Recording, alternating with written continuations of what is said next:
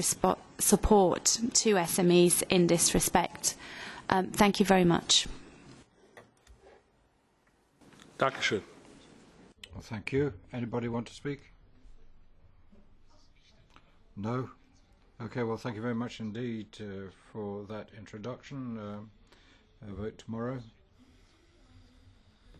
It's now 4 o'clock. What shall we do? Shall we start? Okay, let's start with point 4 in any case. That's the public hearing.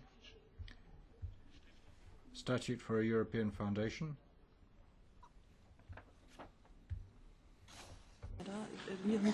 Ja, fangen wir mit dem anders an. Ja, ist ja kein Problem. Also einer fehlt nach wie vor, nämlich... We've still got the Commission opening expert, Mr. Freund, not here. Well, maybe he can do the final one. The first shall be last. Such is life. So I'd like to welcome Mrs. Rosa Gallego, who is chairman of DAFNE. Mrs. Frances Charon. Advocacy Committee in Paris. Mr. John Riches, Withers Bergman in London. Professor Achim Seifert von der Universität Jena und Herrn Mr. Fernando Morena, Sir, Foundation for Social Studies and Analysis in Madrid, as an expert. And then Mr. Freund at last, who is going to talk about governance responsibility. He's from the DG Internal Market Commission. So welcome to you all. And I would suggest that we hear the rapporteur, if she wants to say something first. No? So, Rosa Gallego, please, you have the floor. Thank you very much, Mr. Chair. I would like to thank the Legal Affairs Committee of the European Parliament for having invited DAFNE, donors and foundations networks in Europe, to participate in this public hearing. The DAFNE network, which I represent, has a collective membership of 6,000 foundations, all of them public benefit, from 22 European countries. As we have already shown with our work, DAFNE is a strong supporter of the proposal of the European Foundation Statute. In the few moments that I have, I would like to recall why the foundation sector considers that a European Foundation Statute is needed now. But I think it is important to start establishing why the foundation sector is important for the European Union and for its citizens. The foundation sector plays a key role in channeling private efforts for the benefit of general interest activities. Its importance is based on the number of organizations that make up the sector, for the variety of social needs that they satisfy, from human rights to environment, to culture, to research, for the number of beneficiaries supported, and for the employment, both directly and indirectly, that it creates. The foundation sector has a sizable economic footprint, accounting for an annual global expenditure in the region over 150 billion euros, and providing direct full-time employment to almost 1 million citizens throughout the EU. The sector has been experiencing a continuous growth over the last 20 years, even during the economic and financial crisis. I would like to mention a good example of that, which is the case for Spain, where national unemployment rate has risen from 11.3% in 2008 to 25.8% in September 2012. Well, during this time, the foundation sector has created over 70,000 employments. Cross-border giving in Europe is also increasing, with transnational giving Europe reporting over 7 million euros donated through the network in 2011. On the basis of the size of the network, I would like to answer one of the questions that has been posed to us by different actors involved in the current process. And this is, if we have managed until now without a statute, why we need it now? And for that, I have a twofold answer. I will say that the statute will help to boost European citizens' initiatives. It is important to understand that it is part of Foundation's public interest mission to be able to operate beyond their national borders in order to respond globally to cross-cutting issues such as migration, socioeconomic development, scientific excellence, human rights, environment, and so on. Increasingly, foundations are looking to and need to work cross-border.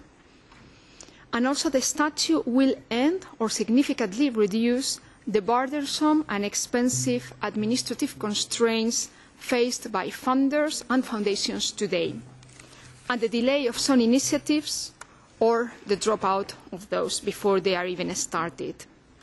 Foundations encounter many difficulties when operating cross-border. This is primarily because of the different rules imposed by national legislations that result in them losing around €100 million a year on various consultancy and administrative costs, rather than spending those resources on implementing public interest projects. Indeed, there are numerous examples of how the absence of a statute has hindered or prevented European initiatives getting off the ground. These barriers are increased transaction costs are the factor reducing the overall amount foundations have available to spend on public good. I will just mention a few of examples of those burdensome or expensive administrative constraints. The ones that foundations have to bear when member states ask them for different legal requirements, the lack of legal certainty as whether they will be recognized as public benefit purpose when they work in another member state, the difficulties of transfer the seat when the funder changes the place of residence, or the uncertainty about the tax treatment that they will have abroad. Also, it is a matter for donors that is increasing the burden on them in order to get a special tax treatment, and this, of course, is resulting in fewer donations. In short, I will say that the statute is a clear solution for the aforementioned issues. There is also a sense of urgency, especially in a time of unprecedented socioeconomic and political turmoil, when every cent counts and when all actors, including foundations, should have adequate and suitable tools at their disposal to maximize their impact. I will finish in the same way that I have started by saying that Daphne, the largest membership organisation of the foundation sector in Europe, supports the Council proposal and believes it is the time to provide foundations with a basic tool that they need to operate as European entities. Thank you very much.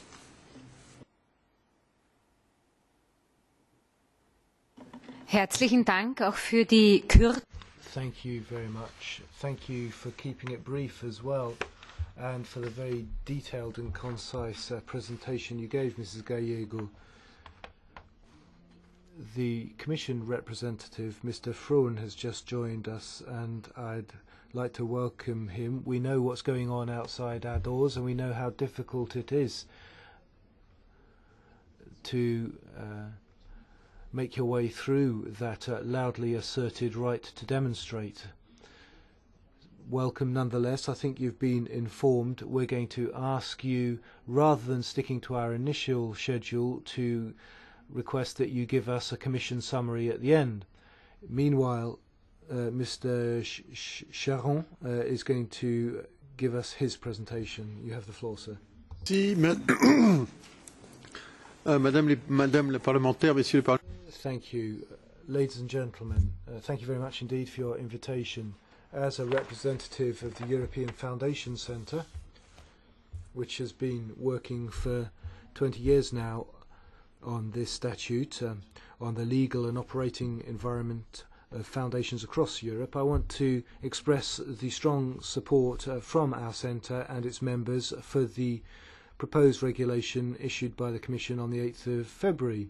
We believe it to be a good proposal, clear and simple, and we support the approach adopted by the proposal facilitating access to the statute whilst providing high levels of transparency, accountability and reliability of future foundations in Europe, which we believe to be very important. We also see this as a tool designed to strengthen the involvement of citizens in Europe on a daily basis. I also wish, secondly, to outline the parts of the proposal which are vital for our sector and which we hope will survive into the final regulation, relating then to the following points. Firstly, the voluntary nature of the proposal. It's optional. It's going to supplement the existing 50 to 60 pieces of legislation nationally and locally, and it doesn't, however, intend to replace them. Secondly, there's a European dimension to this proposal. We shouldn't have too many references to national legislation. We want to ensure everything is consistent and homogeneous across the EU as far as these European foundations are concerned. There's a clear public interest for the proposal for European foundations, which will benefit all citizens of Europe. There's a cross-border dimension to the European Foundation's activities, and also there's a stipulation of minimum assets to be maintained throughout the lifespan of the foundation. Additionally, there should be easy access. It should be easy for citizens and other parties to use the statute for foundations where those foundations already exist, or where they are converted or merged, as well as ones which are completely new startups. All this should be against a backdrop of high level of transparency and accountability. There is also a wide legal capability conferred on the foundations, allowing them to pursue economic activities and achieve their public interest purposes. European foundations, nationally and locally, should be given equal treatment. There should also be close cooperation between all competent authorities involved in supervising FEs. There are also aspects of the proposal worth clarifying, including terminology, public utility, public interest, and whether this is understood to be plural or singular. Cost benefit aspects need to be looked at when it comes to things like audit requirements. The EFC has made some detailed recommendations which is happy to share with members of the committee. I also want to emphasise that in the daily work of my foundation in France, the Fondation de France, we do face cross-border issues and obstacles. With attempts to work in France and Spain, we've had to go through long, drawn-out and complicated procedures. The Centre is regularly contacted and informed of people and organisations who have an interest in using the European Foundation Statute, and about 40 cases have been brought before us over the last few months, and there are many more out there. By way of a conclusion, I want to stress that the Foundation sees the question of the statute as not if but when, and we want to urge members of the European Parliament to support the sector's stance on ensuring that the statute is adopted under the current term of Parliament. If we wait and put things off, we'll just waste resources and energy that we need right now, and we want to be able to deploy that set of energy and resources as soon as possible to the benefit of citizens and their projects across Europe. Thank you. Thank you. Mr. Richards, you have the floor. Thank you, Chair. First of all, I'd like to explain that the perspective I wish to offer this afternoon is from that of a practitioner. The organisation that I represent is a multidisciplinary organisation that works cross-border not only in Europe but also outside of Europe, and our starting point is one of sympathy and support for the concept of the Foundation, which we see as an important potential tool in assisting cross-border giving within the community. I wish, therefore, to make a general comment that my remarks are really designed to illustrate some points of detail that have occurred to us from a pragmatic perspective in trying to work through how the concept set out in the draft Foundation Statute would operate if it were to be introduced. And I have 4 areas that I wish to address. The The primary one is the definition of public benefit purpose. I then wish to come on to talk about cross-border activities, a specific point relating to common law trusts, and then to conclude with a comment on taxation. Now, I think it's clear, and the point has been made, that the statute and the facility to use a foundation is designed to be a voluntary process that is, if you like, in addition to and not seeking to replace or override the domestic rules on public benefit in the various member states. This, in and of itself, presents us with a potential conundrum, because in those circumstances where one imports alongside domestic law a separate definition of public benefit, there may be a parallel existence of an organisation that would pursue activities that are not recognised under domestic law. And to take a simple example, in my home jurisdiction in England and Wales, in the UK, essentially consumer protection is not something that would be regarded as within our domestic rules of public benefit. If we create a foundation that is recognised, that has that purpose, it would be operating in parallel and would be overseen, if incorporated in the United Kingdom, by our domestic regulator for charities, but with a concept that is not recognised under domestic law. The point I'm trying to make is that in trying to make an inclusive and pan-European definition, there will be circumstances where there will be a mismatch between domestic legislation and European legislation, which could generate complexity. And I will return to this point when I address the issue of tax benefits, where I think it becomes an important point. The second point that I wanted to make is that related to cross-border activity. This is something that is a prerequisite for the foundation to operate, and yet it is not formally defined. One question that we had, therefore, was the extent to which it is intended that a foundation that is raising funds in more than one EU jurisdiction but is not actually undertaking activity would come within the scope of the foundation, and we believe that is a matter that should helpfully be clarified. I wish now to make a small diversion, if you like, into the area of common law trusts, which is specifically relevant primarily in the United Kingdom but also in the Republic of Ireland. Because common law trusts, which can be charitable and therefore exist for public benefit, lack legal personality, they are not capable, under the foundation statute as drafted, as converting into a foundation if they wish to pursue cross-border activity, because they lack the necessary legal substance. Given that they constitute a significant part of the charitable voluntary sector within those two jurisdictions, it may well be that to facilitate the use of the European Foundation for these particular entities, it may be possible to consider the idea that such entities should opt to have recognition as if they were foundations in order to facilitate their participating in such activities where it is deemed to be beneficial. That's a point of technical detail, but I think one worth making. I also refer in my written paper to the concept of conflicts of interest, which is set out in Article 32 of the statute. And again, I think this illustrates the point that within different member states there may be different practices as to how foundations are operated, because it's certainly not unusual within the United Kingdom for the board of a foundation to constitute the founder and members of his or her family, and to that extent the question of conflicts of interest may well need to be addressed in the drafting of the statute as we see it at the present. Finally, I want to address the question of taxation, and I wish to make the point that this is a point of obviously vital importance to the efficacy of the statute.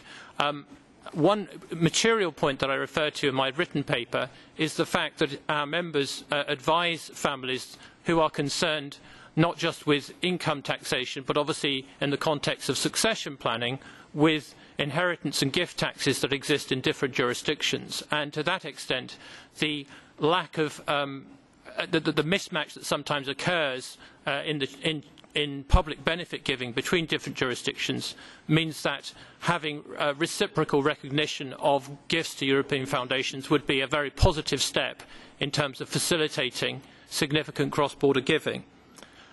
However, I think my concern here relates to the question that I referred to at the beginning as to the concept of public benefit, because our concern is that in circumstances where you go for the optional European Foundation model that is not based on the lowest common denominator, that the concept of equivalence in tax terms may not be effective, because if you choose to give that equivalence to a foundation that would not be recognised domestically because the scope of its activities is outside of the domestic tax reliefs, then you may well fall, if you like, at the first hurdle in trying to achieve your objective.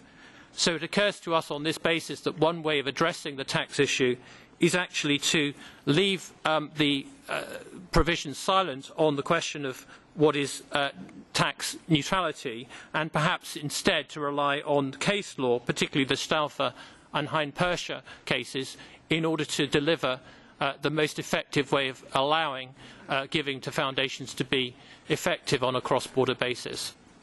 Chairman, those are my remarks. Thank you.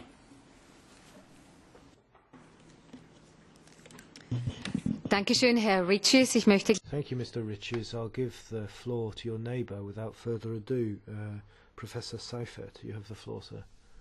Madam Chair, thank you very much indeed for this invitation. Ladies and gentlemen, in this hearing, I just want to try and crystallise one particular issue rather than discuss the European Foundation per se. In general terms, I'll be looking at worker participation in the European Foundation, therefore.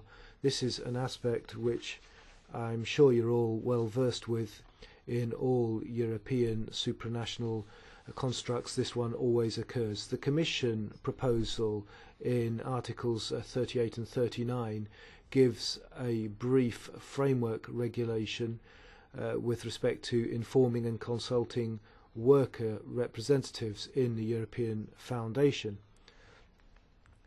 Worker representatives would include, I should add, representation of those represented in the Foundation ex officio, but it doesn't really say what is meant to happen within the worker bodies of the Foundation. Can I just make a couple of comments of a specific nature with regard to the framework rules in Articles 38 and 39, and I'll conclude on some aspects of co-decision in the workers' body. Now, Articles 38 and 39, comparable to the European Works Council's directive, specify the rights of workers and their representatives to information and consultation with respect to the main economic and social matters pertaining within the Foundation that may impact on their employment situation.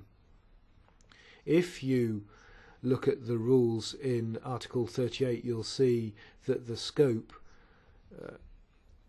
is linked to two thresholds. 50 workers in the whole organisation is the first threshold, and secondly, represented in at least 2 member states with at least 10 workers in each. I think this threshold is comparable, or should be comparable, to the European single company statute. There's no threshold there, and I think it should be uniformed when we're talking particularly about the public benefit here rather than commercial benefit.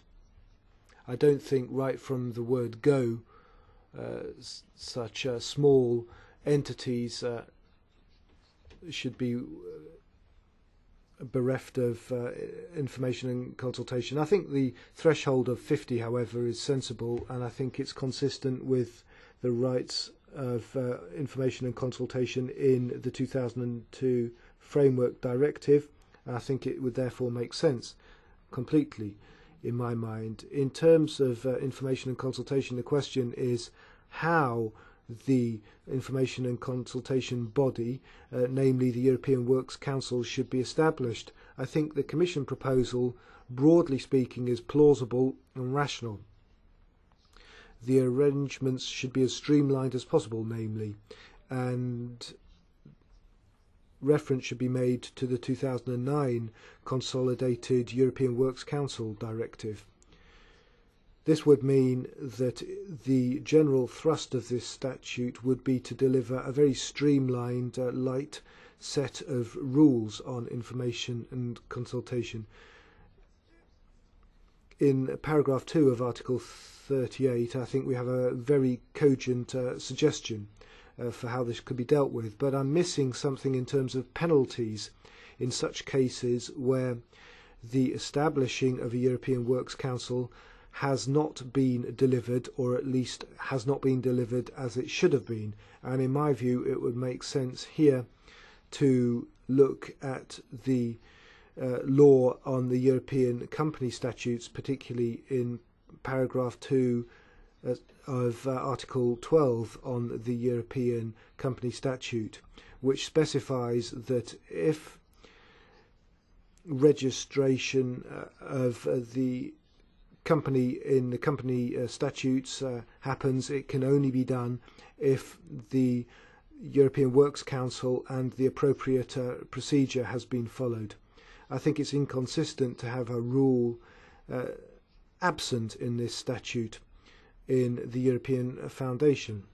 Article 23 of the Commission proposal, in my view, should be further developed in that direction, and I think there should be a consistent set of penalties to cover this. As far as what matters are to be subject to consultation and information, I don't think I need to say that much. Ultimately, the principles of the European Works Council's directive can be carried across. What's more important, and this is my second major point that I want to make here, is that workers should be involved in the bodies of the foundation. Article 38 and Article 39 do not specify anything in this respect. If you look at the recitals, above all the explanatory statement on the statute, you'll see that the Commission hasn't seen any need to act to regulate, because under European law, unlike the national law which pertains to the European company statutes, it's all going to be dealt with at a European level.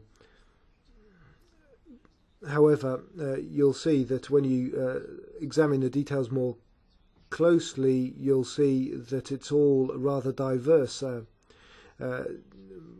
If you compare German, French and Luxembourg law or Dutch law, it all differs as to how far this is all covered by the Works Council Directive.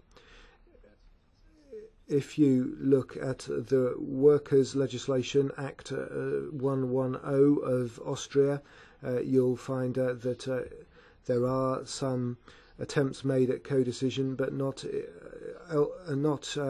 in the same way everywhere, comparing Austria, Finland and so on.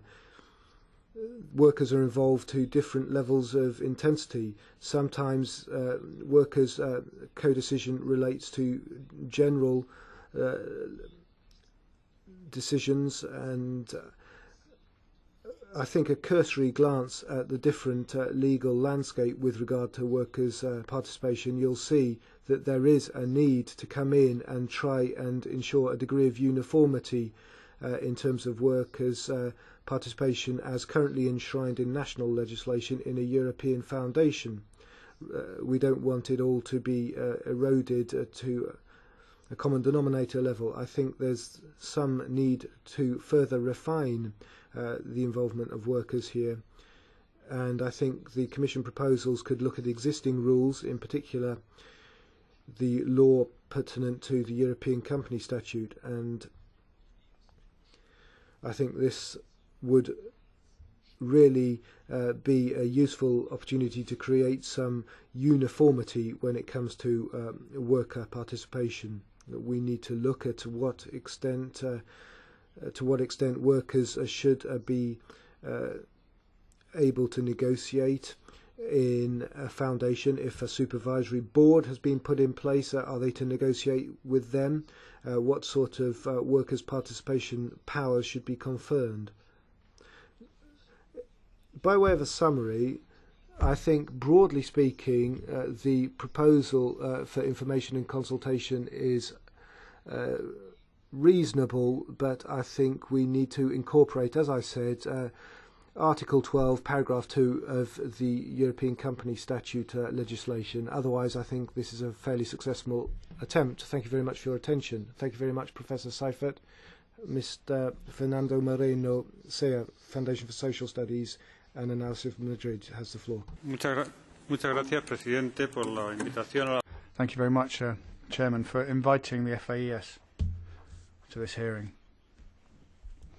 Right from the start of the preparatory work on the current draft regulation, FAES has supported the studies and activities carried out by the Spanish Association for Foundations to ensure an appropriate framework for foundations to be able to work without legal and fiscal limitations across the borders of EU member states.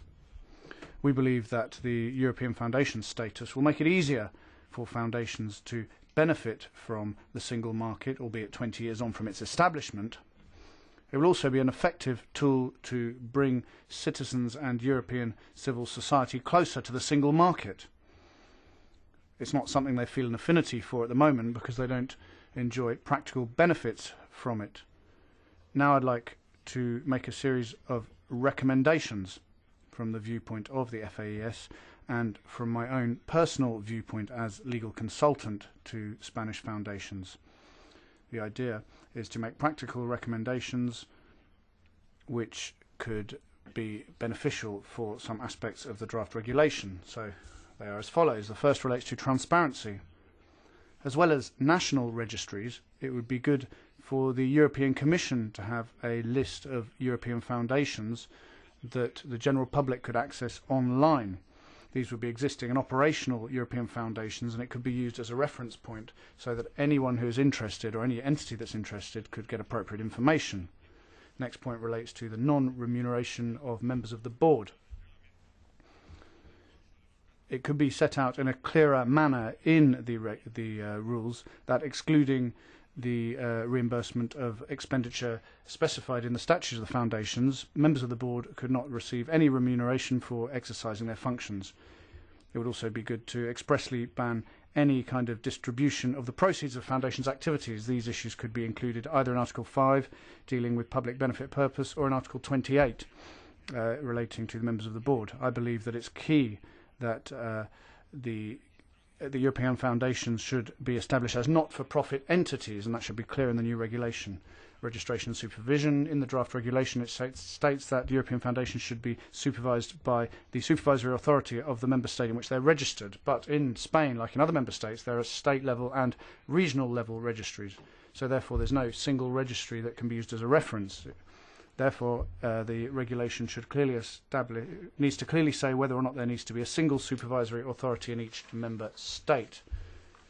The next issue relates to conflicts of interests, which I've already referred to. Article 32 of the regulation states that the benefits of a foundation cannot be accessed by those involved with its management and family members thereof. This may well lead to situations of social injustice. For example, a foundation could be carrying out a project for people suffering from a rare disease to which the family members of those involved in running the foundation can't access the benefits. I think it would be more practical and fairer to delete these provisions and substitute them for provisions as follows. For example, Article 32 could say that people who come under paragraph 3 must inform the Supervisory Council for Foundations in writing of any direct or indirect relation that they have with a third body that could create a conflict of interest between the interests of the foundation and their personal interests, or any relations that they have, any personal business relations they have. They should also not be involved in any decisions relating to an issue in which they have family or business interests. The next issue relates to volunteers. We've already heard a bit about this. In Spain, there's no legal provision which regulates a request for information carried out by made by volunteers, and volunteers don't have the same legal rights as employees. Therefore, it'd be difficult to apply Articles 38 and 39 of the regulation in Spain. This may be something that affects other member states. So we could look at deleting these provisions. That would be one option. and that would we could, instead of that, leave it up to foundations and their volunteers to come to an agreement on their relations and to agree on how volunteers would participate in the organisations with which they work. And then a final point on where assets should go in the case of a foundation's dissolution. Article 44 of the regulation specifies that once creditors have been paid off, the remaining assets should be transferred to another public benefit organisation with a similar public benefit purpose. But there are no other requirements that receiving entities need to comply with. We believe that the regulation should add that these receiving entities should be headquartered in the European Union and have a registered office in the country in which the dissolved European Foundation was registered. All of the above really shows our interest in these issues, and we hope it's of assistance to the European Commission. Thank you. Vielen herzlichen Dank. Jetzt haben wir... Thank you very much indeed. To include Mr. Martin Frohn from Deputy Head of Unit from DG. Thank you, Mr. Chairman. And first of all, Madam Regner was so kind to explain the reason why I was a bit late. It is indeed true. I had apparently underestimated the force of tractors on Rue de la Loire, so I apologize that I was a little bit late. I'm glad that all the colleagues were so flexible as to change the order, which is in a way very nice for me, because now you have heard from, so to speak, independent sources that this is a good and welcome proposal. And I think it is rather rare in these days that the Commission gets such a praise from the people who are concerned, and I'm very grateful for that. It shows to us that we have apparently hit a chord with the proposal. It was also very good to hear that you agree, and I think you in particular, Ms. Gallego, illustrated very well why this proposal is important. We have, and I will not hide this from you, a little bit sometimes approach, in particular in our discussions with the member states, that they are wondering, is this really something we need in this time of crisis? And I am very glad that you were giving an answer to this, and a very unequivocal one. Now, of course, it would be tempting to discuss the points that were made, but I think we would be here for quite a long time, because there were very detailed proposals made to improve the text of our proposal, and we are certainly open to this and will take good account of this. I would still like to excuse me, go through the proposal to put it a little bit in the context, and if we have time we may still come back to the issues mentioned by the colleagues. So the way I would do it, very quickly, I'm mindful of time, short background, what the proposal is about, why it's there. I will explain a little bit what the proposal contains, and then I'll give you a state of play where we are in the negotiations, in particular in Council. But I'll try to do this as quickly as possible. This, I think, you've heard already. This is our analysis, which coincides, no surprise, with the analysis of the sector. We have a quite considerable amount of money at stake and a lot of employees in this sector, not to mention the effects, of course, for, if you want, the general well-being for public purpose benefit organizations that will be brought about by an easier way to exercise activities at the European level. We have based our proposal on as much fact-finding exercise and research as we could do in the time that we had. There is a feasibility study carried out by German universities, in fact, and the Max Planck Gesellschaft. There has been a consultation specifically on the need for a statute for a European foundation. And last but not least, the proposal is part of the Single Market Act I. You and others are discussing now Single Market Act II. So this proposal that we have on the table here is part of the first Single Market Act and demonstrates by the fact that it is part of the Single Market Act that the Commission as such finds this proposal very important. And needless to say, we have been and continuously are in contact with the foundation sector and of course with national authorities. Now, also here, I think it was explained very well, in particular by Ms. Gallego, what the problems are that foundations face, in particular when they want to exercise activities in more than one member state. And on this occasion, I cannot prevent me from making a side remark. In our view, the question was raised as to what is an activity. In our view, we would think it should be given the broadest interpretation, meaning including also raising of funds in other member states, which would be for us a transnational activity in the sense of the statute. Costs and uncertainty involved were mentioned. It is always difficult to put numbers to what the exact costs are, but I think if we're talking about hundreds of million or maybe 100+ million. We're probably not so far from the truth. Money that is lost for the public benefit purposes because it is spent on research and on information gathering and adaptation of the models of the foundations to be in conformity with the different member states' legislation. And certainly difficulty to raise funds from donors in other member states, which is closely linked and a major feature of the problem regarding taxation. And I'll say some words on that in a minute. So what's in the proposal? What is it about? It was already said that there are some key features, and we would also agree that these key features should be kept, and as I can see it for the time being, we have no indications that we would have a problem on those key features, which are, in particular, it would be a single European legal form, it would be voluntary, so for those who want to establish such a foundation, it would not be a substitute for national foundations and would not be imposed on anybody. It would be something which would only be available for purposes which are genuinely cross-border in nature, and it would, as I said, not substitute any national legal form. That's also true with regard, obviously, in particular, to specific forms which are known in the UK and in Ireland. The foundation would be something coming on top of that, or in addition to it, not on top, I should say, in addition to it, but obviously is not replacing any of the well-known and established foundations or public benefit entity forms in the member states.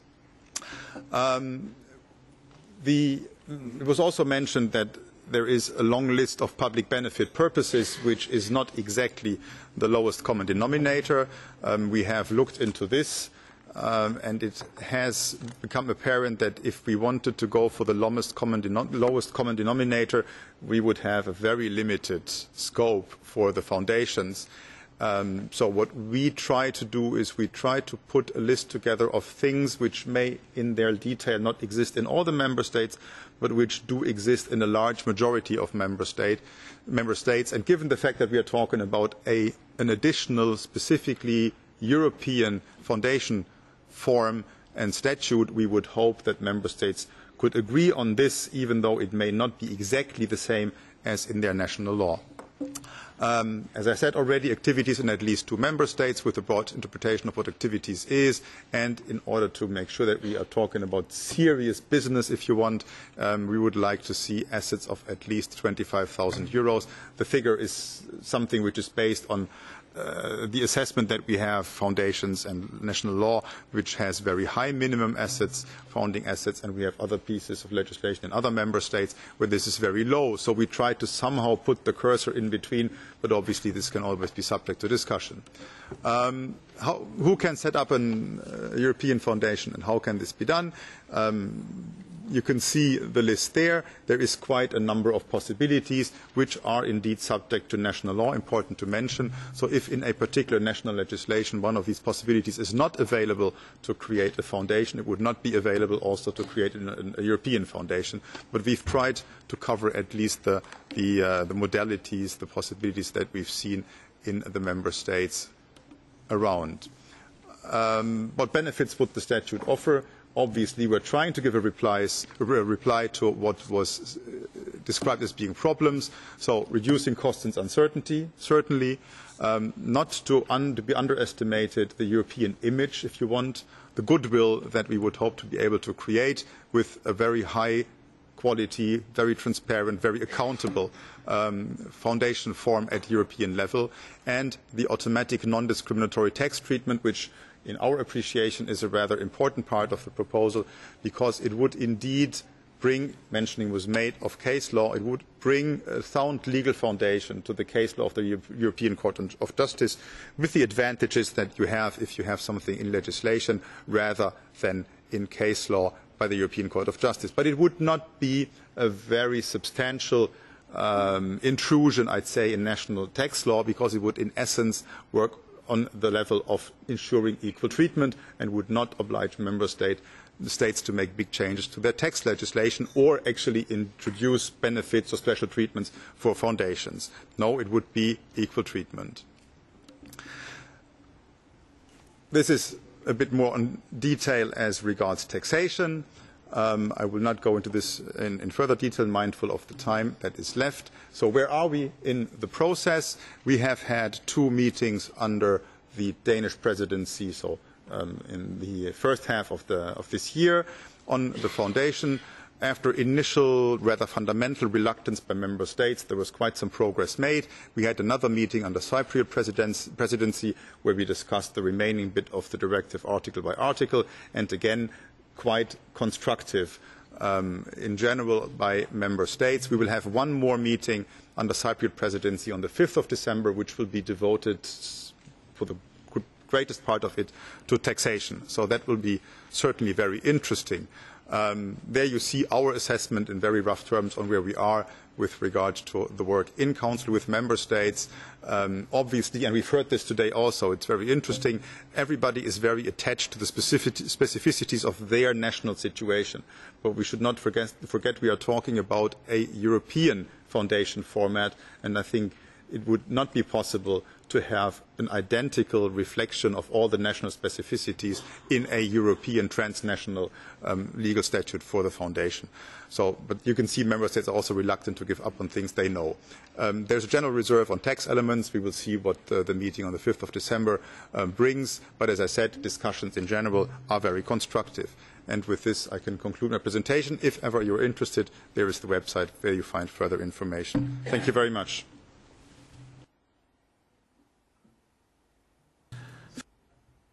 Vielen herzlichen Dank, Herr. Thank you very much, Mr. Frohn. Question and answer, Rapporteur. Well, I'd like to thank the lady expert, but the other experts and the Commission representative very much indeed for this very succinct representation of what's involved. Commissioner Barnier has several times here and elsewhere made clear how important it is, he thinks, to look at these formats which allow us at European level to promote the public good. The European Foundation, we've looked at some of the forms of association here which would promote the public good, and perhaps some individual points. Mrs. Gallego, you gave us clearly the reasons why people might be involved in this, and look to the cross-border aspects of the European foundations, and perhaps look to that as a primary interest. I don't know, is that wishful thinking, or do you have specific examples? I'm prodding you a bit on this, but sometimes we're sort of worried as to why we don't yet have this. You talked about national foundations and the need for cross-border. Could you give us some specific examples, ones which might have recourse to the EF? Mr. Riches. Is there a danger, do you think, that a foundation might sort of hide behind some sort of other cover? You talk about the common good and the difficulty in defining that. How can you get a definition for that? Might people hide behind that, their own interest behind that? Is that a problem, do you think? The foundation, which is not really set up for the common use or good, might it be able to hide behind that as a cover? Professor Zeffert, you talked about thresholds being important because we're talking about common good, and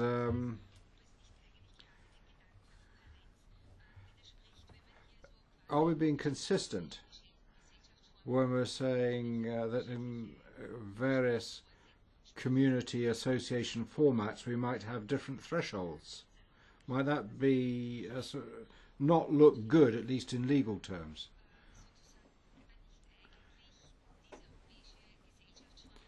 And this form of European association, or what sort of rules will it bring to bear in bringing people in? The sort of employer format or definition, Will it be just people who employ thousands of people who will be allowed into this EF? What about the very small ones who just employ, say, 50 employees? Would they have access to this format?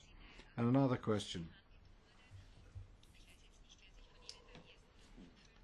I don't know who raised this, but maybe one of you would like to reply to us. The business registers, the firm books, the interconnection between these business registers. I mean, we looked at this recently, and I mentioned it with representatives of the council as well, that they're fairly wary about writing in this form of European association at national level, or leaving it up to member states to decide, because various member states have different laws, and there will be different legal effect as well. So what do you think about the registers? Jetzt erst. Okay, we're just collecting this as Gutierrez. And Grandes, Gutierrez. Thank you very much, Chairman.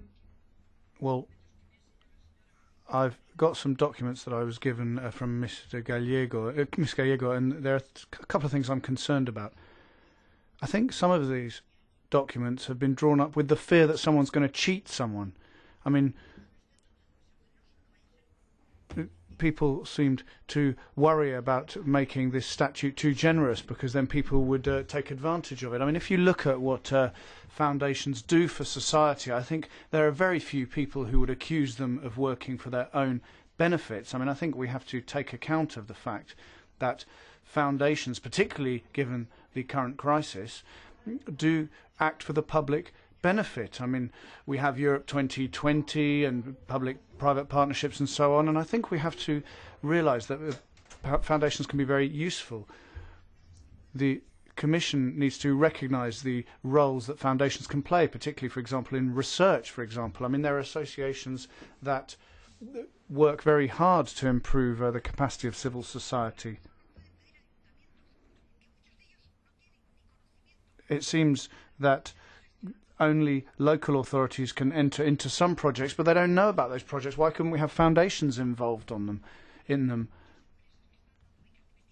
I think there are many companies that are providing scholarships for research, but I think we should have, foundations should be able to, as well as giving scholarships, they should be able to promote research and launch research projects. I mean, they really could make a very good contribution to research and investigation, I think. And then Article 32.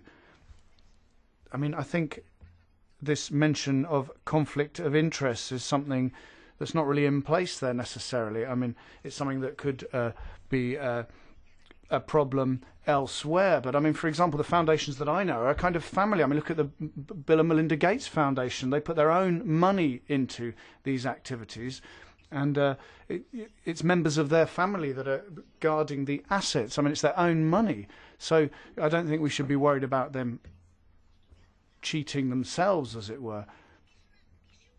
It seems that this is really the wrong approach. I mean, I think it might well lead to many foundations closing down or converting themselves into associations, and we'd lose the incentives that some big companies currently have to make donations. I mean, I think we need to ensure that big companies spend their money better, perhaps, rather than foundations. I mean, all too often foundations are born from a family, and it's a family that gives them money. Successful foundations begin small, and then they grow, and they include members of civil society. So I think Article 32 is a problem. It's poorly focused. I mean, there's this idea of constant suspicion there, and it doesn't take account of the fact that the money comes from civil society and sometimes from families. Danke, Frau Kollegin Guterres. Herr Kollege de Grandes, bitte. Sí, muchas gracias, señor presidente. Thank you very much, Chairman. Well, I think that the comments that we've had, the presentations we've had, have shown us the opportunities that exist, and I think it's very I mean, the rapporteur is obviously interested in all of this because she's got her report to table, and I'm a shadow, so I've also taken note of all the excellent comments that have been made. I mean, this is very important. We're dealing with foundations, and the member who spoke before me was saying, as she said, we're talking about the participation of civil society here, and it's very important to listen to them. I think it would be a very bad thing for us to act without listening to the experiences and views of those who have faced various challenges and who are currently responding to them now. So we have taken note of your concerns through your interventions.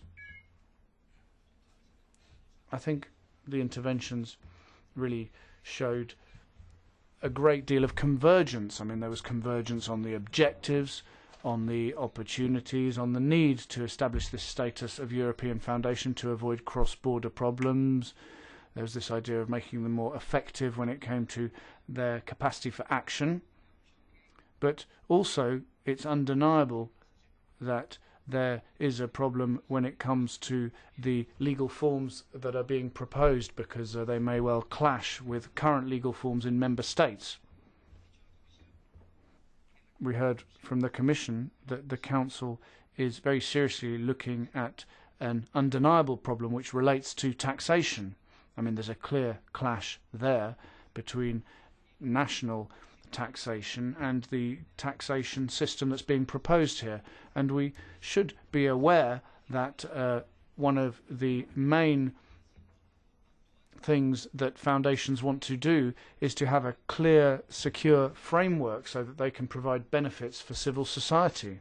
So I think dealing with the issue of taxation is really the key to all of this. That would really ensure future efficiency and effectiveness. And I think that everyone really agreed that that was the key to the issue. We'll have to see if the Commission comes up with an appropriate and intelligent solution to this. Another element that's been brought up here, which I think is also essential, is we have to ensure that there is utter transparency in the activities of foundations. I mean, transparency is essential.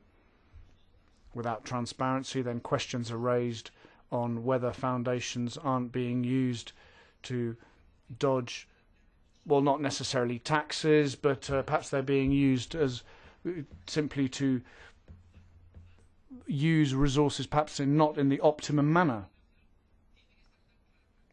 I think that monitoring and transparency needs to be so clear in this legislation that there's no room for doubt at all.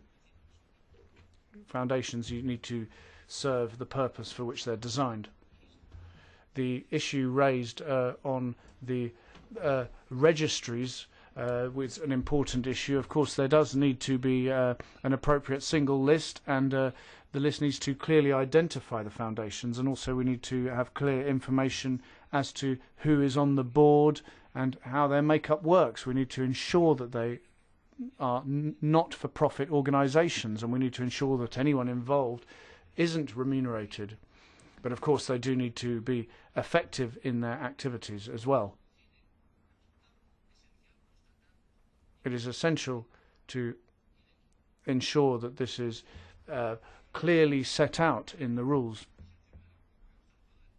Another issue relates to the participation of workers. I mean, volunteers are important in this sector, but and it's very sensitive as to whether volunteers should be included on the boards of foundations or in works councils. I mean, we're progressive in Europe, and we ensure workers have progressive involvement in company activities, but we need to be very careful here, because this may well lead, rather than being more democratic if we include volunteers, it may actually lead to conflict. I mean, foundations need to be given free rein to achieve their goals.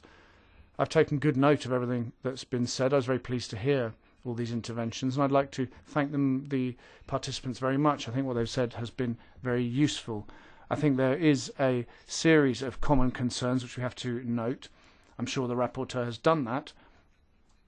I've also done that as shadow rapporteur, and I will be working very closely on this project to ensure that this very positive Commission project achieves all its goals. Thank you very much.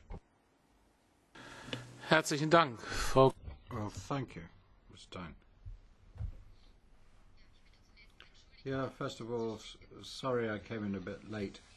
The other committee was actually sitting at the same time. But I welcome this draft. I'm a shadow for the Liberals. I think what our colleague has said is quite right. 32 is far too stringently drafted when it comes to family foundations. Foundations are under little state control, so you have to put your faith into the board, the supervisory board, working properly. And spending the money which has been given to them properly.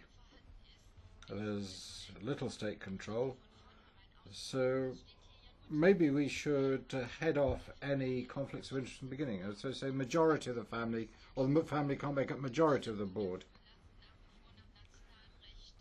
Or say that family foundations should be based still on the basis of national law and proceed as has been the case so far on that basis. So if you want to put money into a foundation they don't know, well, it's right that we should have stringency under 32, but not bearing in mind workers' representation. I'm not sure in practice it's that significant, but I don't think there's any problem including that, and thereby heading off problems in member states. Make sure that we don't have complaints starting up in member states about this. Being very wary about this thing, not just to put in something extra, but to make sure that we can head off problems which we won't probably need to use this provision very often, but it's useful to have it. Now, tax. The foundation will obviously be based in one member state. It can't be discriminated against tax-wise. Same provisions as for national foundations. If you look at foundations in the United Kingdom, well, they're very happy to go there rather than to go to Germany. That seems to be the habit at the moment, to go to the UK. But might there not be a danger that this European foundation in future, and in particular, might sort of concentrate in a few member states for tax reasons and be founded there? Would there not be the danger that the foundations will not be spread out equally across member states of the EU? That's a specific question I put to you. I am a notary. Okay, says the Chair, thank you very much indeed. We can perhaps go through the experts and hear briefly from them. So, Masip, you have the floor. Sí, perdón, presidente, pero a veces soy muy... Yes, Chairman. I apologise. Sometimes I can be very noisy, but sometimes I'm so silent that you can't even see that I want to speak. Sorry, so just to thank those who contributed to this hearing. They brought us their experience and they really brought us some excellent ideas. They have given us contributions that I'd like to thank them for as a member. I'd like to specifically thank the Spanish experts who have come. I think the weight of their comments is very important. I'd like to thank my colleagues as well, the Spanish members who are also playing a very important role here. They have a great deal of knowledge and experience here.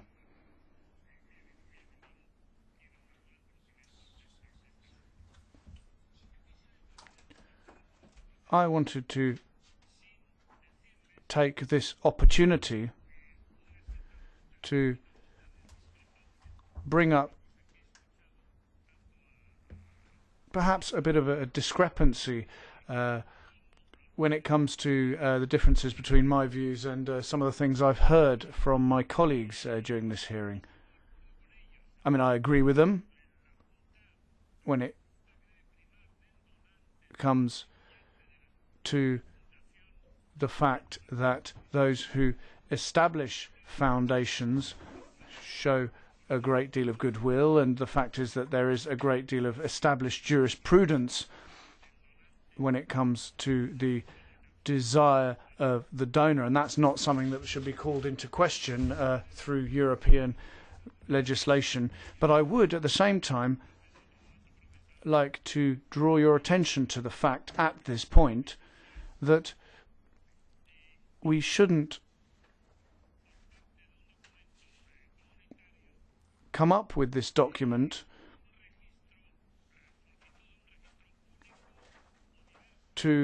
and use it to make a request for a single registry in the various member states. I mean, some member states, including my own, have a decentralized registry for foundations. And I think it would be dangerous for a proposal such as this, and I understand the reasons for it, but I would be loath to see a proposal such as this, which we're drawing up in the Parliament, which will agree with the Council,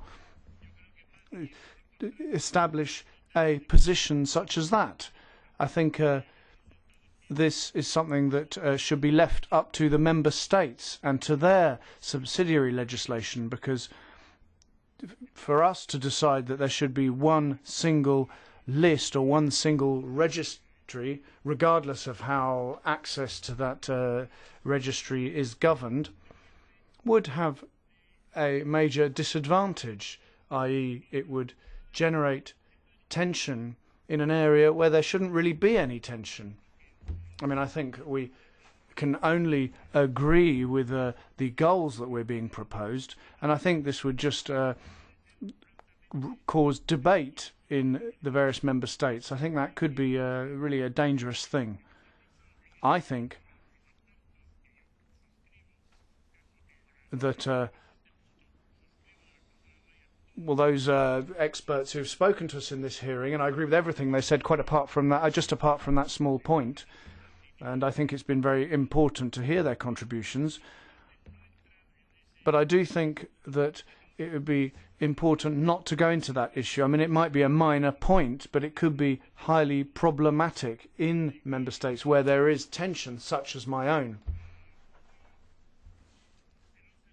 Independent, the autonomous communes are very jealous of the competences they have gained, and so it would be very dangerous for us to try and row back on any of those, even when it comes to the rights of foundations and issues relating to foundations. So I fully agree with everything I've heard, and I'm not an expert, but I did just want to raise that point on this very minor issue. Thank you very much. Dankeschön. Dann, wie gesagt, Thank you. Well, let's go back to the experts and the questions which were raised. They're going to answer those questions. Mr. Gallego first. Thank you very much, Mr. Chair. Well, regarding the question that has been posed by Ms. Regner,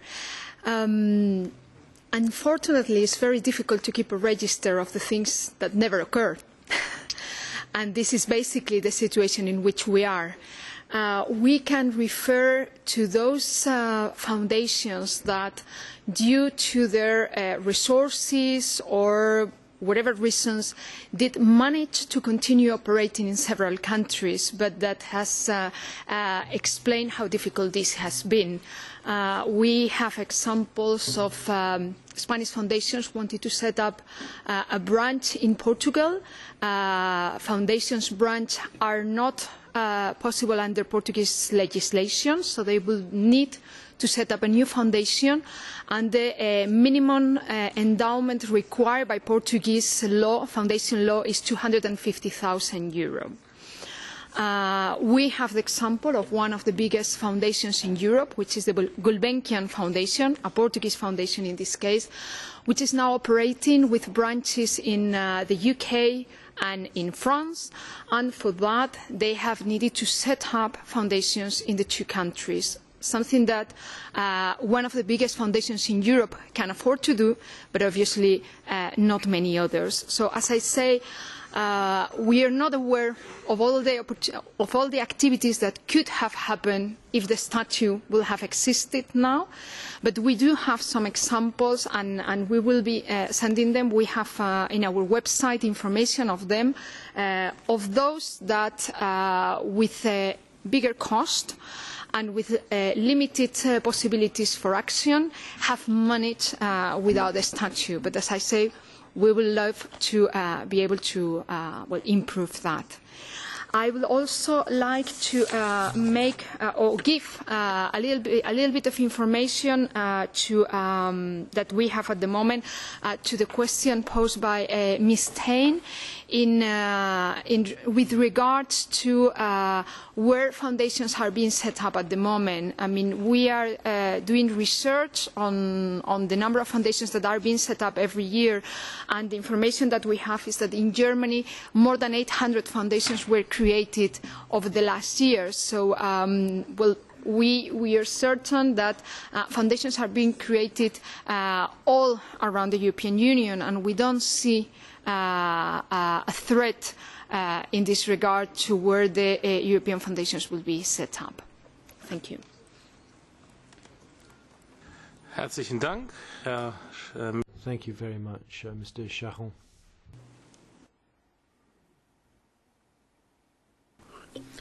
Je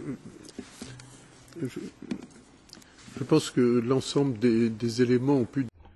Well, I think really most elements have been raised here already, so I'm not going to go on at great length.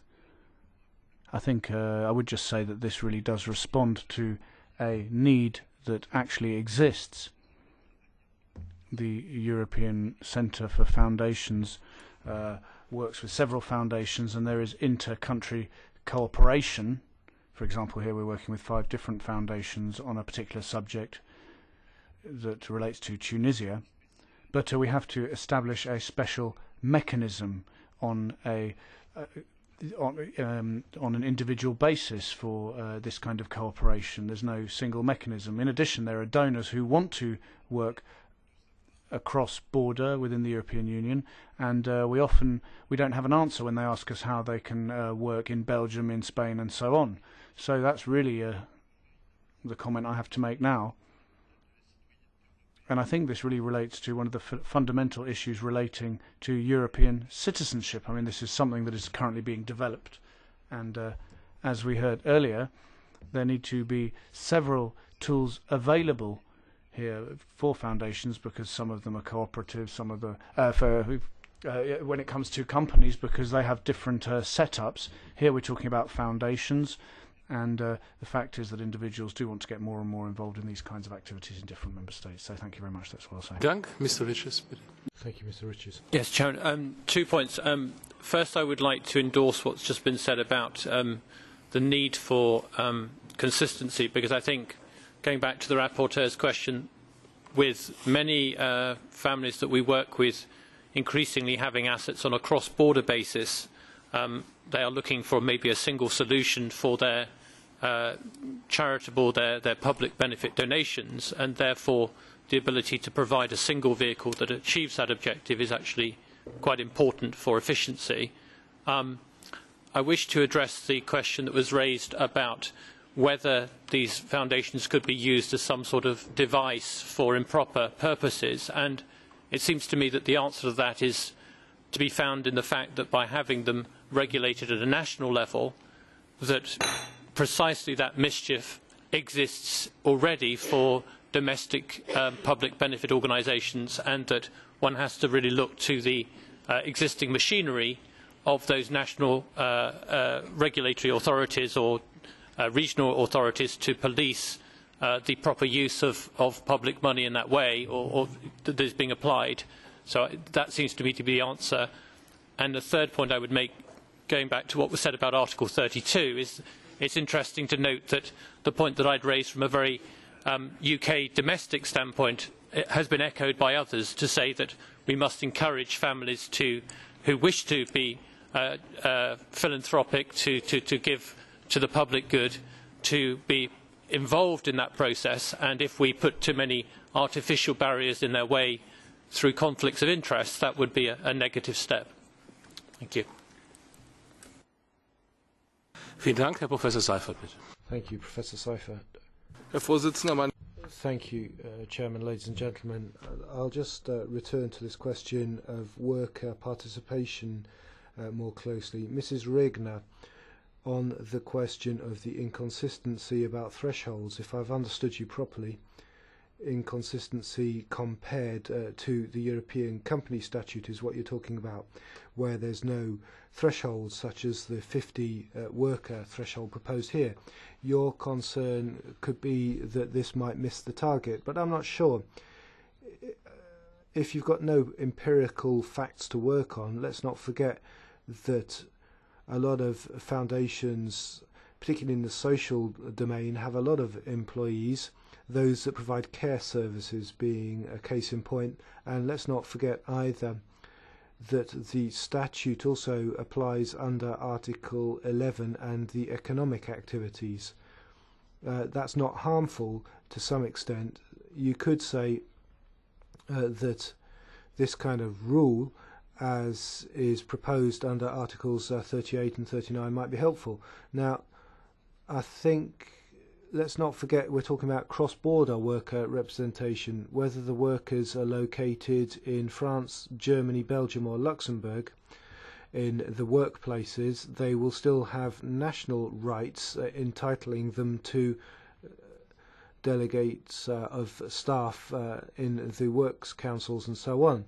Now, what exactly is meant to be bolted on in Article 38 and 39 is cross-border representation. I think it's perfectly plausible or legitimate to advocate a worker threshold. The fact that that's not done in the company statute doesn't detract from the benefit of having it here, so I don't see this as incongruous. In terms of inconsistencies, to stay with that, Mrs. Tyne, I would say that even if there is a corporate-style form of worker co-decision, there might be some concern that this could get out of hand, and of course this supranational form of legislation on worker participation is always a bit of a fight. Now, something like this cannot be done surreptitiously. If I am a lawyer or if I am an academic, I have to come to terms with issues like consistency, and for that reason I would see the need to regulate. It doesn't mean everything has to be held in deadlock. You could say that whenever a foundation has co-decision under national legislation, you could then have co-decision. And it would be a question of deeming it to be a useful thing to do. We're not trying to have this as a backdoor to get out of national rules on co-decision. I think there may be a comparison with what was successfully achieved for European cooperatives. Co-decision didn't cause the whole project to be torpedoed then. In terms of company co-decision, I think what is needed is some kind of accompanying rules. A third point was raised by the Spanish member who was talking about ex officio members, now or honorary members. I think something should be done for that staff category in terms of collective representation, and the statute proposal is very good on this point. So those people in that category would be given a form of observer status within the worker representative bodies without the right to vote. And I would say that is rather different to someone who is economically dependent on employment in a foundation. That would be a completely different form of contractual employment relationship compared to honorary members, and I think the statute there can be effective. Thank you. Thank you, Mr. Moreno.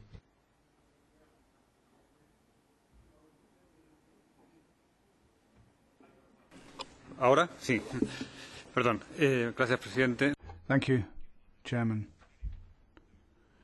Well, on volunteers,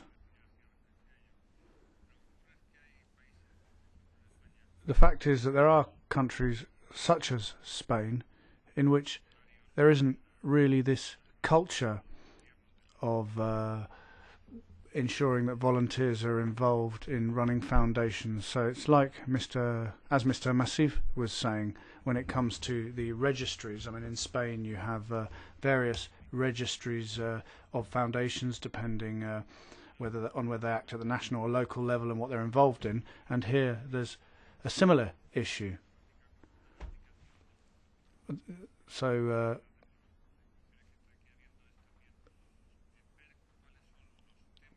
the issue here is to try and see which issues could cause conflicts in member states, and these are issues that should be left up to member states to resolve in line with the principle of subsidiarity, because that would ensure that there wasn't strong opposition to all of this by those member states that would have problems. And finally, with regard to whether taxation could be a determining factor when it comes to the establishment of foundations in one or other European member state, depending on the tax regime. Well, I'm not sure that that is a major problem, because when foundations are setting themselves up, they don't only look at taxation.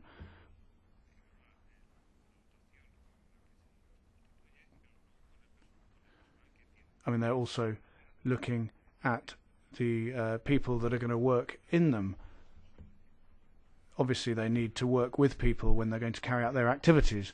So, for example, if a foundation has all its people and in Spain and is going to carry out all its activities in Spain, well, it's not going to register itself in the Netherlands just because the tax regime's better. I think it would still register itself in Spain, in spite of the fact that the tax regime might be a bit more burdensome. I don't think it would be a deciding factor as to where it registers itself, i.e. whether the tax regime is better or worse. Thank you very much. Vielen herzlichen Dank. Thank you very much indeed. We've overrun somewhat, but I think it was worthwhile. This was a very valuable hearing. I'd like to thank you all very much indeed. By way of a conclusion, would Mrs. Regner like to take this opportunity for the final say, if I can put it like that? Yes, thank you very much from me too. I'm not going to take up any more time and give my own personal summary. I just wanted to look ahead. The shadow rapporteurs will be invited to take this project forward. In terms of the timetable, I would say that the next months are going to be decisive. The work is progressing in Council. I can't say that they're treating this like Speedy Gonzales, but I think we shouldn't leave too much time, even if we do have reasonable time in hand. I think we need to approach the next year with all the facts in hand. In terms of dates, I would say by June at the latest we should have the vote in this committee, so that's the sort of time frame. I hope that cooperation with the experts, which have given us an excellent insight now, can be relied upon into the future. So thank you very much, and thank you very much for the work we've done together.